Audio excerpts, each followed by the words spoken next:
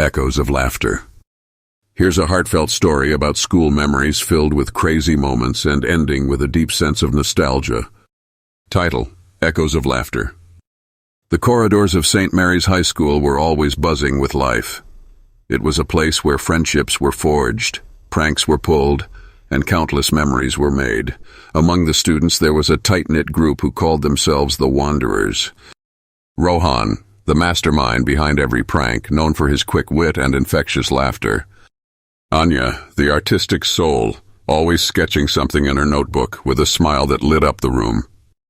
Kabir, the sports enthusiast, constantly dribbling a basketball even during classes. Maya, the bookworm, her head always buried in a novel, yet always ready for an adventure.